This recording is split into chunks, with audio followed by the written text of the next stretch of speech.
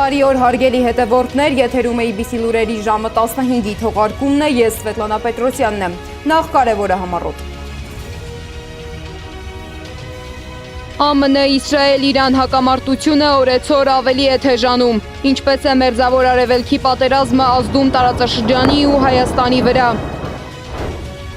Դիվանագիտություն, ուժ պատերազմ, Գազայից Թեհրան, Նեթանյահուի ռազմավարությունը։ Ահազանգ մասնագետից Իրանից ներկրվող բանջարեղենը թանկացել է ու դեռ թանկանալու է, որ մթերքներն են թանկացել եւ ինչու։ Ընդդիմությունը կարծում է, որ հավաքական ընդդիմությունն ավելի շատ քվեներ ունի, քան Նիկոլ Փաշինյանը, ինչ են քննարկել խորհրդարանական ճեպազրույցի ժամանակ։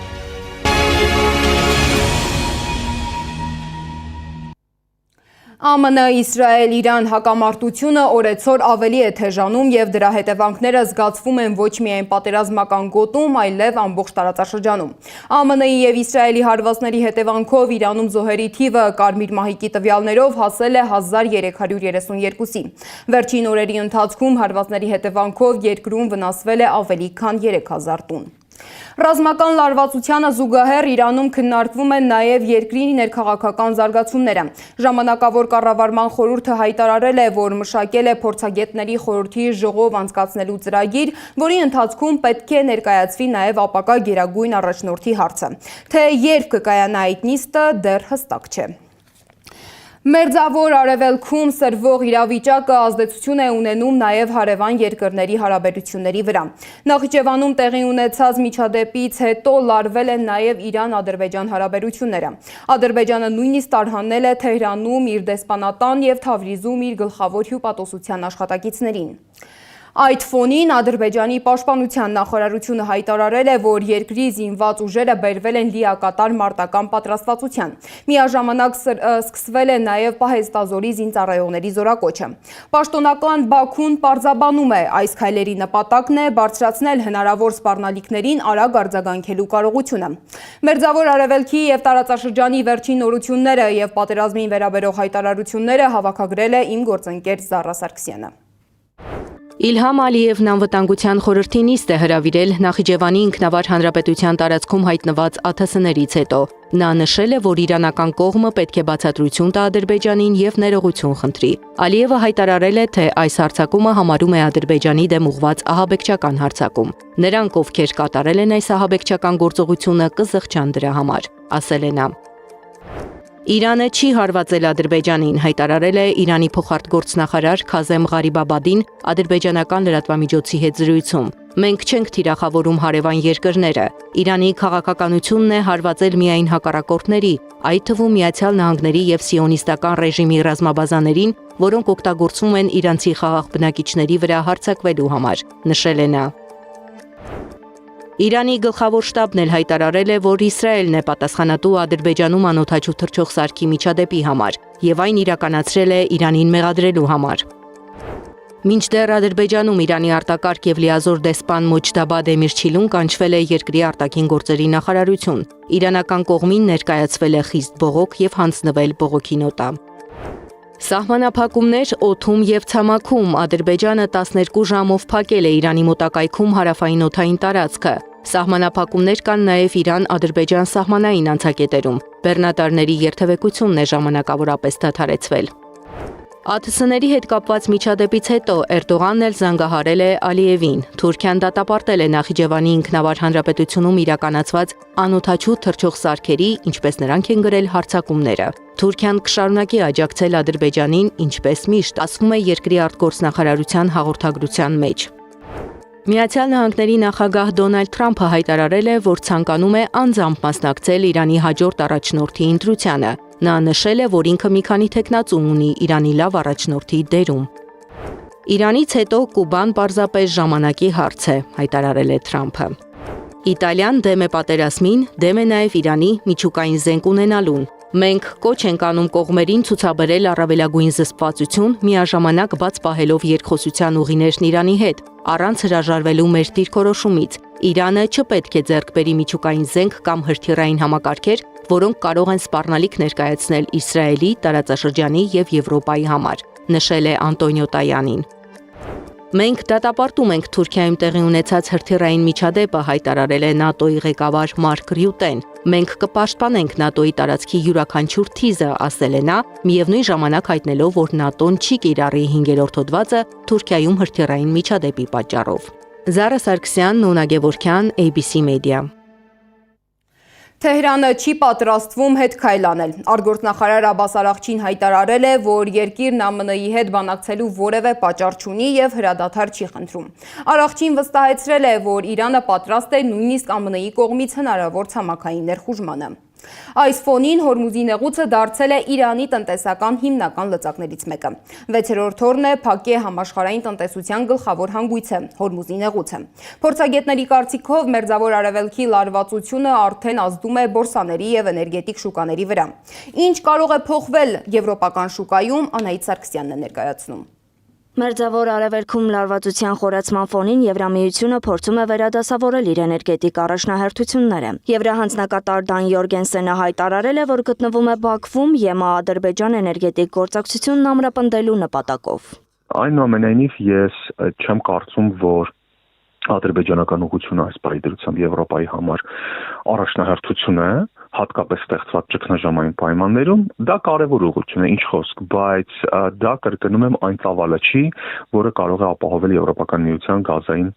եւ առհասարակ էներգետիկ անվտանգությունը։ Ադրբեջանի դերը հատկապես կարևոր է ԵՄ հարավարևելյան երկրների համար, սակայն ոչ ամբողջ միության մասշտաբով։ Էներգետիկ անվտանգության փորձագետ Վահե Դավթյանը հարցը դիտարկում է թվերի եւ ենթակառուցվածքների համատեքստում։ Նա հիշեցնում է, որ մինչև 2027 թվականը նախատեսվում է հարավային գազային միջանցքով մատակարարումները կրկնապատկել մոտ 10 միլիարդ խորանարդ մետրից հասցնելով 20 միլիարդի։ Ավելացնում է արդյոք սա Ադրբեջանի դեր եւ նշանակությունը Եվրոպայի էներգետիկ անվտանգության ապահովման գործում։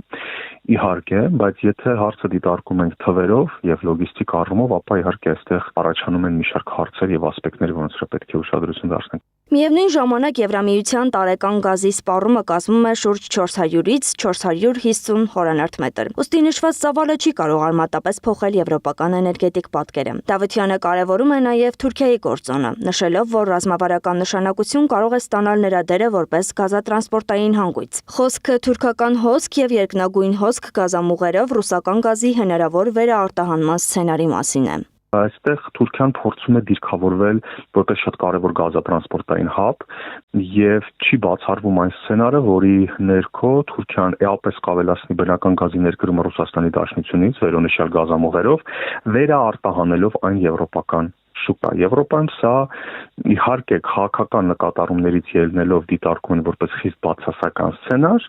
բայց այնուամենայնիվ հնարավոր սցենար։ Իսկ արդյոք Ադրբեջանի դերը էապես մեծանում է։ Էներգետիկ անվտանգության փորձագետ Արթուր Ավետիսյանի գնահատմամբ ներկայումս խոսքը առավելապես քաղաքական հայտարարությունների մասին է, ոչ թե արագ գործնական արդյունքների։ Նրա խոսքով նույնիսկ ձեռք բերված պայմանավորվածությունների ամբողջական իրագործման դեպքում Ադրբեջանը լավագույն դեպքում կարող է ապահովել Եվրամիության գազային պահանջարկի մոտ 5%-ը։ Ներկա պահին այդպիսի արագ դիվերսիֆիկացիա, ինչպես ասում են մոտ ասել, չի կարող ապահովել որևէ պետություն, այդ թվում Եվրամիության երկրները առանձին կամ միասնաբար։ Հա, կարող է Ադրբեջանը որոշակիորեն ավելացնի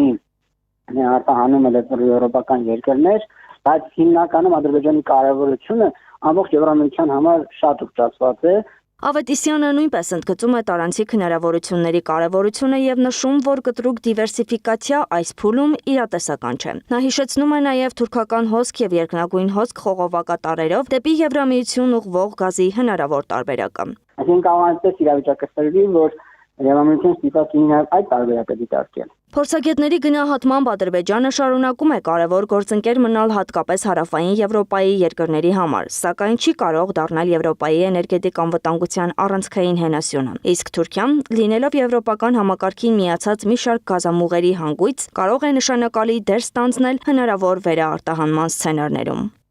Անահիտ Սարգսյան, Գեղամ Ղազարյան, ABC Media։ Ռազմական գործողություններից բացի աշխարհին հետաքրքրում է նաև պատերազմի գինը։ Ամերիկայի Միացյալ Նահանգների բանակն Իրանի դեմ ռազմական գործողության առաջին 24 ժամվա ընթացքում ծախսել է մոտ $779 միլիոն, իսկ նահանգները մեկ օրում $220 միլիոն է ծախսում։ Թանկարժեք պատերազմի հաշվարկները ռեպորտաժում։ Օրական $1 միլիարդ է ծախսում Ամերիկան Իրանի դեմ պատերազմը շարունակելու համար։ Սա Պենտագոնի նախնական գնահատականն է, որի մասին գրել է The Atlantic-ը։ Պոլիտիկոյի հաշվարկներով էլ Միացյալ Նահանգները նախատեսում է Իրանի դեմ գործողությունը շարունակել առնվազն 100 օր, հավանաբար նույնիսկ մինչև սեպտեմբեր։ Պատերազմի 6-րդ օրը կողմերն արդեն լուրջ կորուստներ ունեն, թե մարդուժի եւ թե նյութական իմաստով։ Ըստ թուրքական Անադոլու գործակալության հաշվարկի, Իրանի դեմ պատերազմի մեկնարկից ի վեր Միացյալ Նահանգները ունեցել է ռազմական տեխնիկայի ու սարքավորումների ավելի քան $2 միլիարդ կորուստ։ Այն, որ ամերիկյան տնտեսությունը ամենայն դեպս անհրաժեշտ միջոցներ ունի պատերազմ վարելու համար, կասկածից վեր է, այն հարց է, թե այդ պատերազմը ավելի հեռանկարում ինչպիսի ազդեցություն կունենա տնտեսության վրա,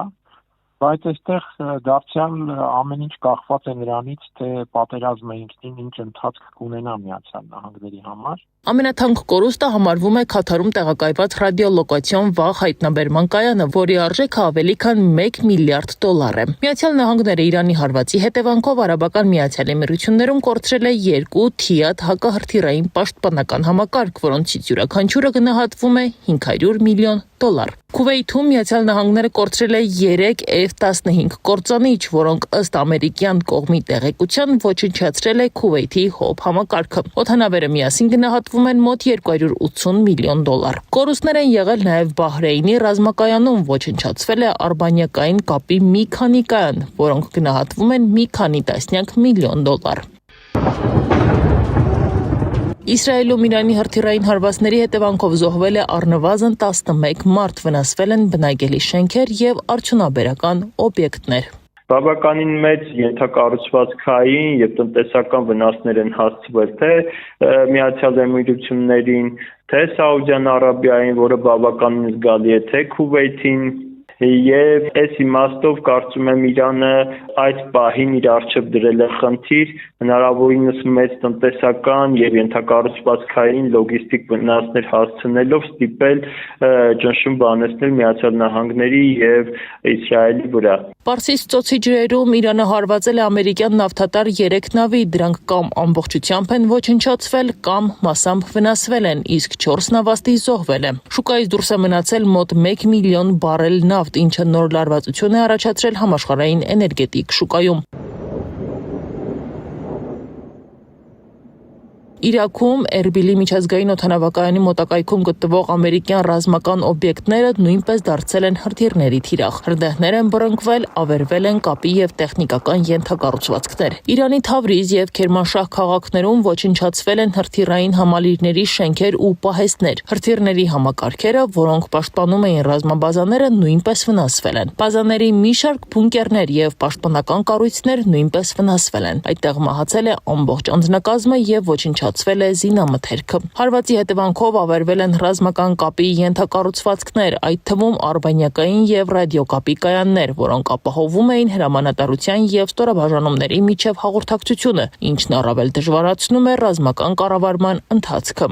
Մյուս կողմից Իրանում եւս բավականին լուրջ վնասներ կան, այդ վնասները ոչ միայն տնտեսական ու ենթակառուցվածքային են, այլև դրանք հասցվում են Իրանի քաղաքական նշանակության օբյեկտներին, նաեւ երեք հայտարարվեց Միացյալ Նահանգների կողմից, որ անցնում են ավելի խորքային հարվածներ հասցնելու մարտավարությանը, ինչը կնշանակի, որ Իրանի տարածքում ավելի մեծ աշխարհագրություն կընդգրկվի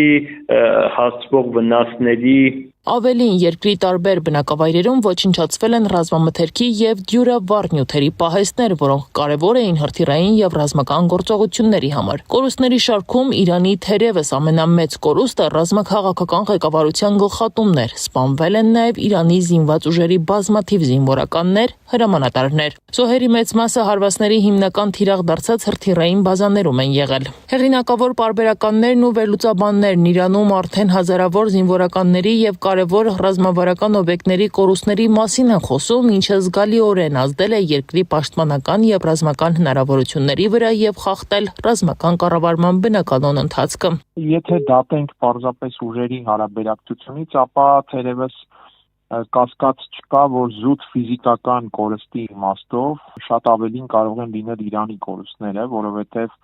ուժերը, հարվածային ուժերը համաչափ չեն, բնական է Միացյալ Նահանգները եւ Իսրայելը համատեղ ունեն շատ ավելի մեծ հարվածային ներուժ եւ հետեւաբար ենթադրվում է, որ շատ ավելի վնաս կարող են տալ Իրանին։ Դեռևս անհայտ են Իսրայելի կորուստները, բայց մասնագետները ենթադրում են, որ ամենից շատ կորուստ կունենա Իրանը, հաշվի առնելով հարվածների ինտենսիվությունը եւ մասշտաբը։ Այս լարվածության ֆոնին ուշադրության կենտրոնում է հայտնվել պատերազմի կարևոր խաղացողներից մեկը՝ Իսրայելի վարչապետ Բենյամին Նեթանյահուն, որի քաղաքական ուղին եւ որոշումները տարիներ շարունակ ձևավորել են Իսրայելի անվտանգային քաղաքականությունը։ Ով է 77-ամյա Իսրայելի վարչապետը, նրա կյանքն ու գործունեությունը ուսումնասիրել է Անիա Բաղյանը։ Դեսպան Միացյալ Նահանգներում, падգամավոր, վարչապետ, նախարար արտաքին գործերի, ֆինանսների, պաշտպանության եւ կապի եւ նորից վարչապետ Իսրայելում։ Բենյամին Նեթանյահու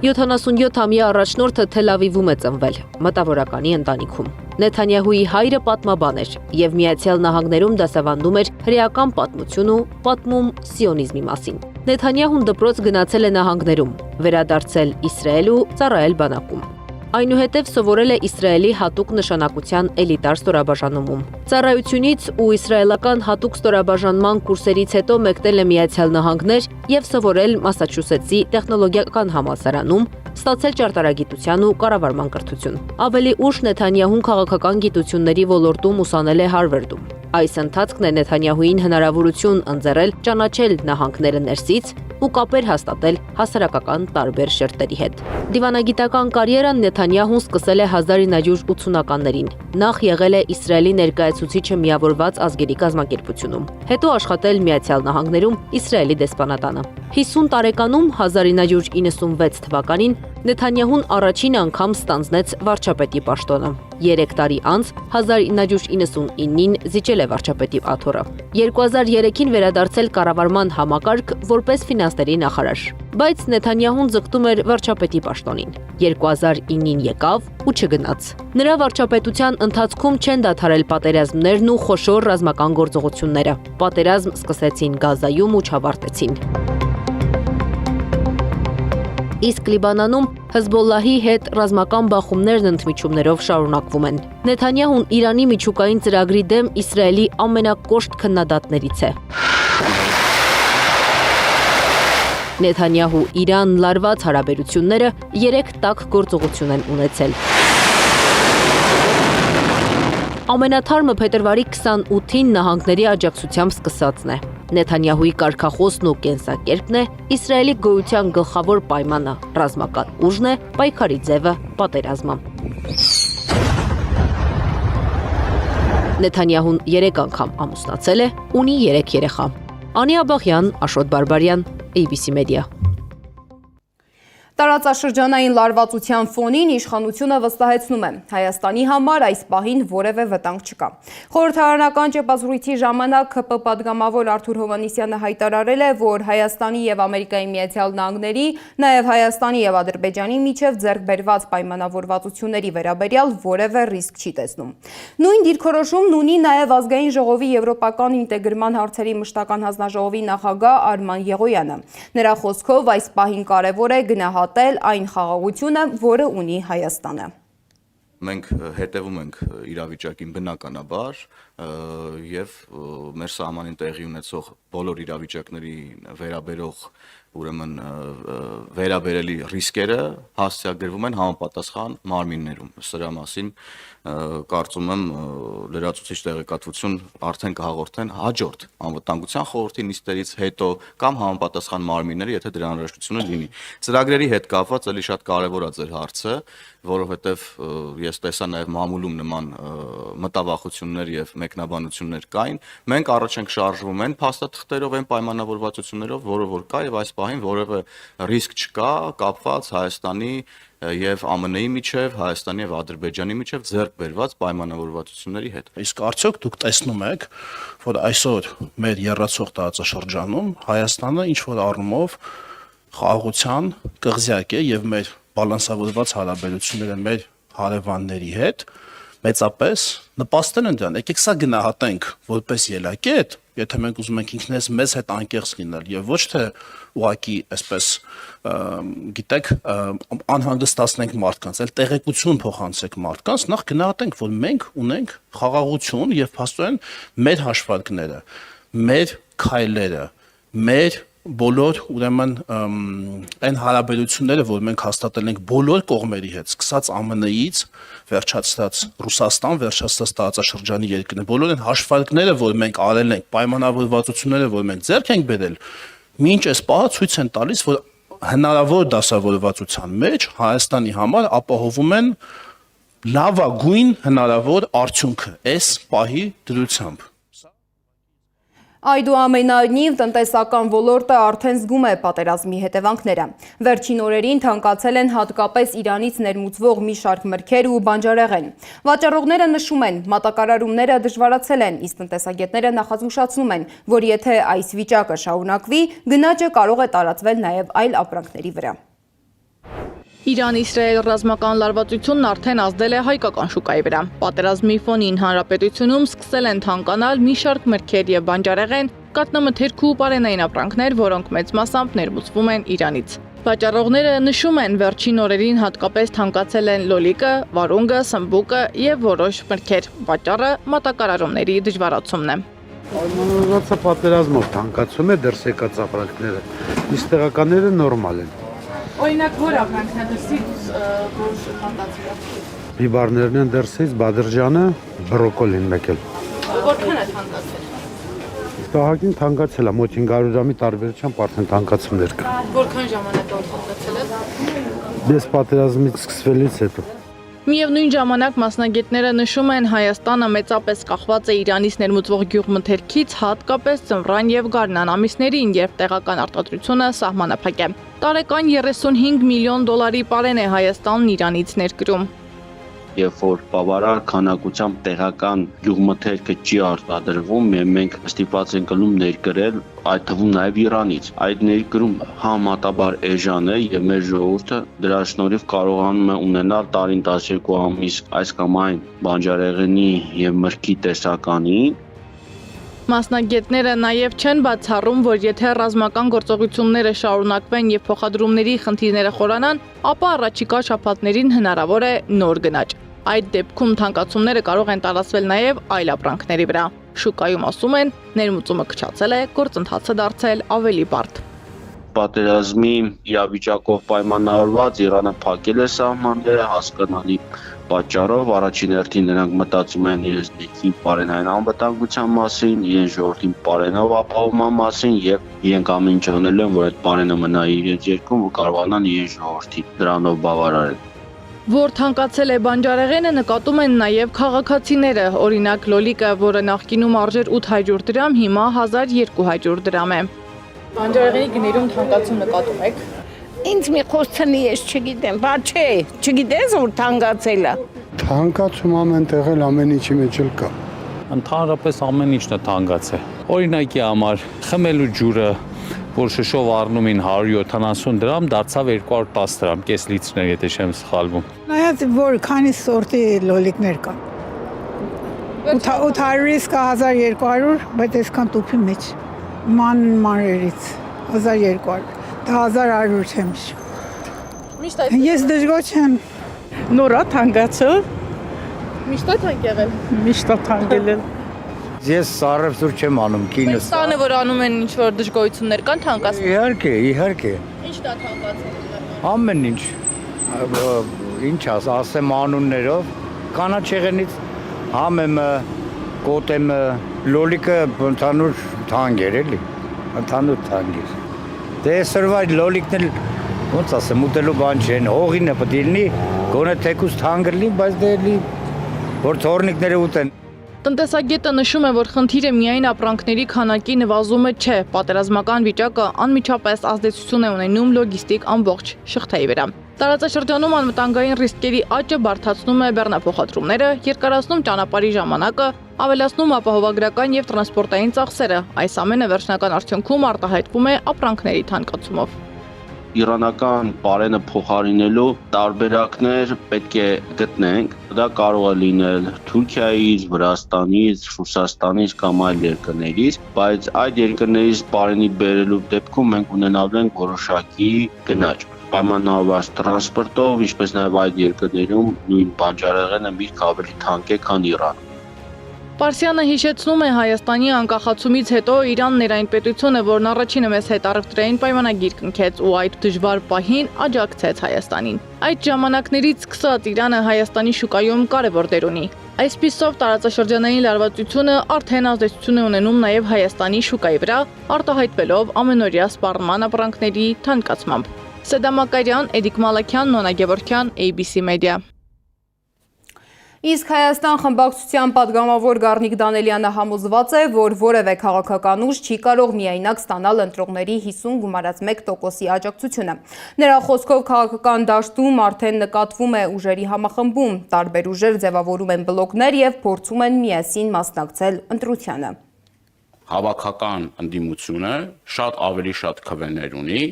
քան Նիկոլ Փաշինյանը եւ իր սատելիտ ուժերը։ Սա մեր գնահատականն է, կրկնում եմ, այս ընթացքում շատ բաներ կարող են փոխվել, այն առումով, որ ընդդիմությունը հնարավորություն ունի իր քվեները ավելացնել, այսինքն իր ձայները ավելացնելու։ Նիկոլ Փաշինյանի ընկած վարկանիշը որևէ մի կերպ հետ բերելու հնարավորությունը ես չեմ տեսնում։ Մեր վարկանիշը բավականին բարձր է եւ մենք վստահ ենք, որ ապագա ընտրություններում մենք շատ ծանրակշիռ ներկայացում ենք ունենալու ազգային ժողովում։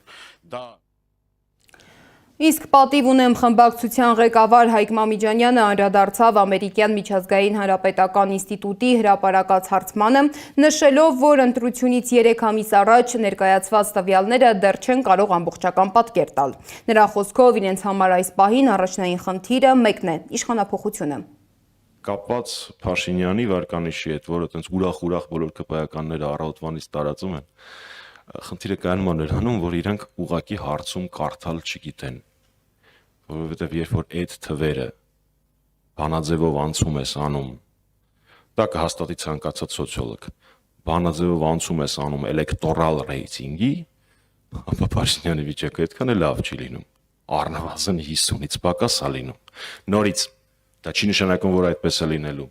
3 ամիս դեռևս կա, դեռևս բոլորը չեն հայտարարել, դեռևս ոչ մի ցուցակ հրապարակված չի, դեռևս վարչապետի տեխնացուների կեսն են միայն հրապարակված, բայց այնուամենայնիվ, որ տենց ուրախ տարածում են, դա իրանց վնաս է։ Քաղաքական փոփոխությունների անհրաժեշտության մասին խոսում են նաև արտախորհրդարանական ուժերը։ Ուժեղ Հայաստան կուսակցության խորհրդի անդամ Նարեկ Կարապետյանը կարծում է, որ հասարակության մեջ մեծացել է հիասթափությունը իշխանության նկատմամբ։ Նրա խոսքով երկրին անհրաժեշտ են նոր առաջնորդներ եւ կոնկրետ ծրագրեր, ոչ թե պարզապես դեմքերի փոփոխություն։ Մի քանի շաբաթ հարցումը ավարտելուց եւ մի քանի շաբաթ հարցման վրա աշխատելուց հետո նրանք հրապարակեցին իրենց ունեցած հարցման տվյալները, որտեղ ընդդիմության ձայների հետ կապված կա բավականին հետաքրքիր տարօրինակ դինամիկա, բայց մի հատ բան, ասեմ անգամ իրենց արած հարցումներով։ Դուք նկատել եք, որ 53% հավաքած իշխանությունը անգամ իրենց հարցումով 24% է հավաքել։ Երկու անգամ քիչ։ Անգամ իրենց հարցումով ոչ թե ինչ որ ուրիշ ուժերի իրենք մեծամասնություն հավաքած իշխանությունը 24% է հավաքել։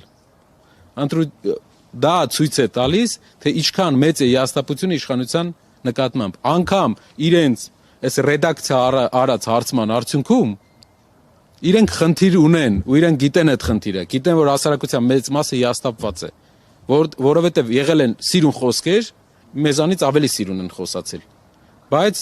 չեն եղել տակը քայլեր, գործեր։ Կարապետյանը ներկայացրել է նաև իրենց տնտեսական առաջարկներից մեկը գյուղատնտեսության ոլորտի համար։ Նրա գնահատմամբ վերջին 8 տարիներին Հայաստանի գյուղատնտեսությունը մոտ 10%-ով անկում է ապրել։ Իսկ թե ինչ լուծումներ է առաջարկել Կարապետյանը, լսենք։ Մթերման կայաններ Հայաստանով մեկ, որը կօգնի հայկական գյուղմթերքը եւ հայ գյուղացուն իր ապրանքը, իր աճեցրած ապրանքը հեշտ վաճառել իր տնից հեռու չգնալով, որովհետև մեր երկրի հիմնական խնդիրներից մեկը, որ մեր գյուղացիները ունենում են խնդիր սեզոնի կես իրենց ապրանքը վաճառելու հետ եւ երկիրը չի կարողացել այսքան ժամանակ լուծել խնդիրը գյուղացիների ապրանքի վաճառքի։ Օրինակ բերեմ, մեծ պահանջարկ կա հարևան երկրներում հայկական գյուղմթերքի, սակայն Հայաստանի գյուղացին ապրանք արտադրելով չի կարողանում արտահանել, քանի որ չկա միջնորդ։